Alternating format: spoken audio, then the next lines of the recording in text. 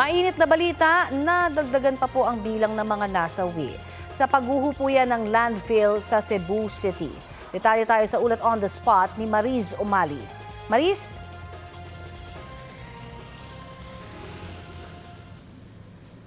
Connie, narito tayo ngayon sa isang bahagi ng paanan ng Binaliw Landfill kung saan nangyari nga yung pagguho ng bundok ng basura noong January 8. At itong nakikita ninyo sa aking gilid ay yung mga debris na nakuha na mula dun sa pinangyarihan ng guho. Kung makikita ninyo talagang napakalalaking mga bakal at mga metal, no?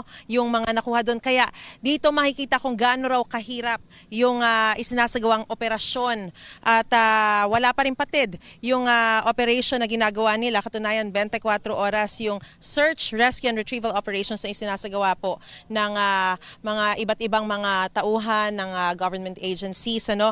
At as of 10:28 ngayon nga January 14, 2026, sa kabuuang bilang ng mga biktima na 48, nasa 17 na po ang nare-recover na bangkay, 12 ang sugatan, 19 pa ang pinaghahanap at ongoing po yung pag-identify dun sa tatlo. Kasi yung tatlong huling labi na recover ay beyond recognition na raw. Inilarawan ng Bureau of Fire Protection Special Rescue Force kung gaano nga kateknikal at kahirap yung search, rescue and retrieval operations nila.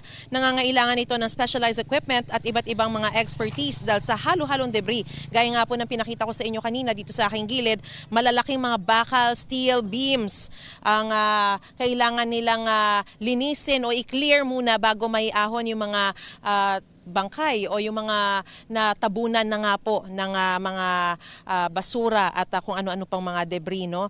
At lalo na raw pinahihirap ito ng minsang pagsama ng panahon yung operasyon nila matapos yung mga pag-ulan na nagdulot ng putik at pagpasok din ng tubig sa loob ng landfill na maaaring magdulot ng karagdagang panganib.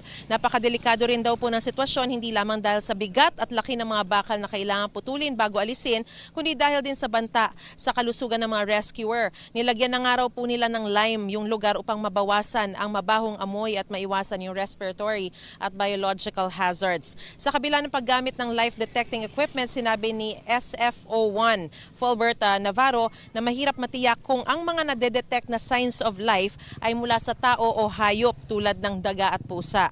Ginagawa raw ng mga otoridad ang lahat ng kanilang makakaya gamit yung kanilang mga heavy equipment at iba pang mga available resources para mahanap pa yung 19 na nawawala pa. So yan muna ang latest sa sitwasyon mula pa rin dito sa Binaliw Landfill, dito po sa Cebu City.